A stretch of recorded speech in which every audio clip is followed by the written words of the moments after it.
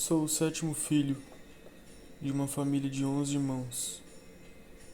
Meus pais eram colonos em uma fazenda próxima de Monte Carlo, vilarejo do oeste catarinense.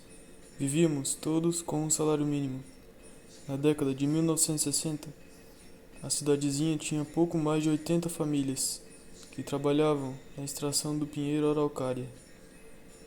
Não bastasse a vida difícil, árdua, que por natureza já nos exigia enormes esforços.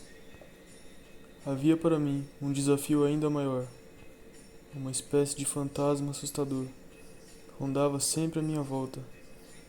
Esse monstro aterrorizante era minha timidez. Um misto do legado, da orientação familiar e da rigorosa cultura religiosa a que fui submetido. Cresci como um tipo acanhado, fechado em mim. Uma ostra. Falar com as pessoas era uma verdadeira tortura. O contato social me parecia impossível. Havia uma barreira intransponível. Assim, a timidez, inimiga contumaz, foi o grande obstáculo a ser vencido na infância e na adolescência. Minha mãe ensinou-me a ler a Bíblia, e foi esse o meu primeiro contato com a cultura. Quando eu entrei na escola, já sabia ler, o que naquela época e naquela região agrícola era algo raro. Isso, de certa forma, moldou meu caráter e me ajudou a desenvolver o gosto pela leitura. Tinha e tenho na Bíblia uma inesgotável fonte de conhecimento. Cheguei em Balneário Camboriú com 9 para 10 anos de idade. Vendia picolé na praia, engraxava sapatos na rodoviária, vendia lenha de casa em casa e carregava pacotes do caixa do supermercado até os carros para ganhar gorjeta. Dessa forma, ajudava no sustento de casa. Segundo a orientação da igreja que nossa família frequentava, as crianças não podiam jogar bola nem ver televisão. Praia somente para trabalhar. Para se divertir era pecado. Como alternativa de lazer, restou-me apenas a leitura. No bairro de periferia, onde morávamos, havia uma biblioteca pública a duas ruas da minha casa. Foi meu playground.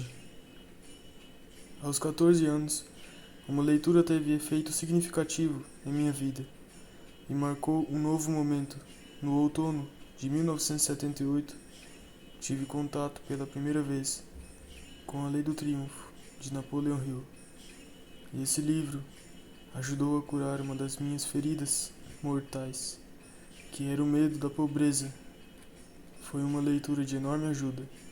Fez-me decidir de uma vez por todas como eu realizaria meus objetivos. Unificou meu pensamento e proporcionou um caminho direto e claro para alcançar o que eu desejava.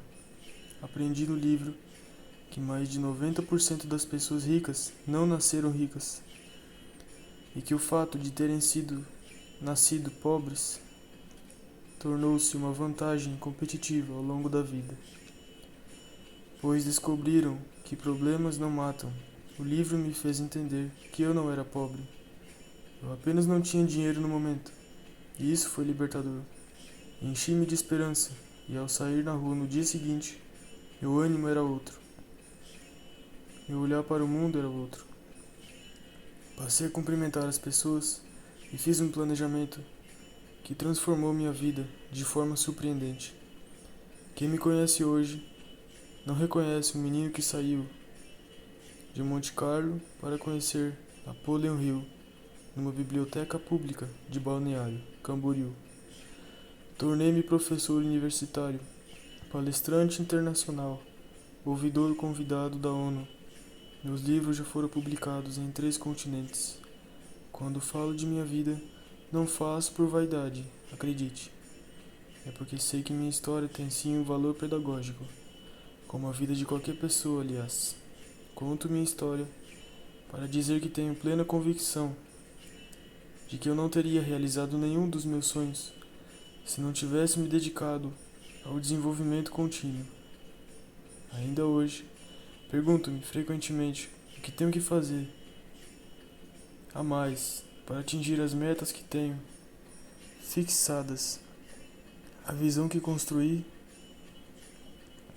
e materializar os sonhos que me energizam. Por isso, desde aquele outono de 1978, continuo estudando e pesquisando esta obra maravilhosa. Aplicamos um processo de desenvolvimento de competências composto por 17 comportamentos essenciais, fruto da vigorosa pesquisa de 20 anos realizada por Napoleon Hill. O grande diferencial do processo Mastermind é que traduz a literatura em prática, permitindo a aplicação imediata dos conceitos tratados em sala de aula, tanto na vida pessoal quanto na vida profissional dos participantes. Quando o grupo editorial Citadel me comunicou que havia adquirido os direitos autorais do primeiro livro de Napoleon Hill e que lançaria a versão original da Lei do Triunfo, inédita no Brasil, com o título de Um Manuscrito Original, me emocionei. Finalmente temos acesso às gemas que Napoleon Hill lapidou com a minúcia e destreza de um artesão e a inspiração de um artista para nos oferecer diamantes em forma de leis do êxito. Vamos saber como ele coletou suas preciosidades, como varou madrugadas cruzando informações para ver onde elas conectavam e para poder formular a filosofia que mais influenciou líderes e estadistas e empreendedores no mundo inteiro. A Lei do Triunfo tem tido mais influência na vida das realizações e fortunas das pessoas do que qualquer outro livro dessa natureza. E qual é o segredo deste livro surpreendente? Por que é que, entre tantos livros sobre a ciência do comportamento, permanece tão atual depois de quase um século?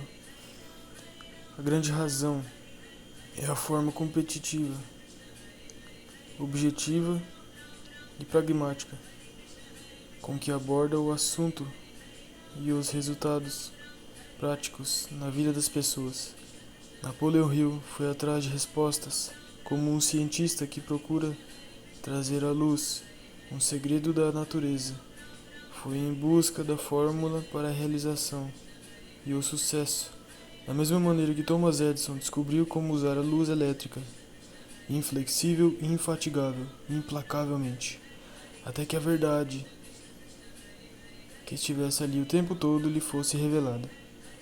Napoleon Hill, certamente, não foi o primeiro homem a se horrorizar com a pobreza e com as desigualdades, nem o primeiro a escrever sobre como atingir o sucesso, mas certamente tornou-se o maior nome da motivação mundial, porque reuniu tudo o que estava sendo dito sobre o assunto de forma organizada e científica, formatando um método de autodesenvolvimento que permite a qualquer pessoa construir uma vida acima da mediocridade.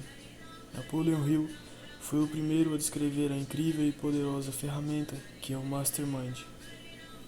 Quando a última página deste manuscrito original foi escrita, Napoleon Hill estava legando ao mundo um novo evangelho, o evangelho da realização pessoal. E o homem que se levantou da frente da máquina de escrever e saiu para o mundo era um homem diferente. Diante do que lhe foi revelado, tudo havia mudado.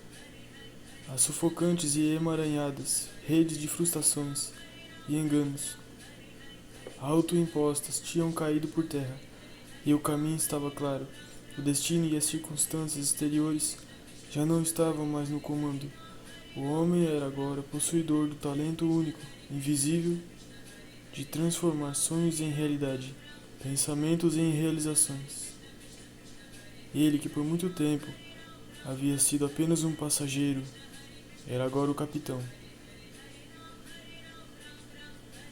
Levantou-se para se tornar o autor, protagonista e espectador de sua história. História que passou a escrever com as próprias mãos. É esse legado que nos propomos a difundir, ensinar, transmitir para homens e mulheres que desejam viver acima da média. É com enorme satisfação que escrevo esse prefácio a todos os pesquisadores e leitores de Napoleon Hill, pois tenho certeza de que a leitura que se segue nos aproximará ainda mais da verdadeira essência de sua obra. Jamil Albuquerque.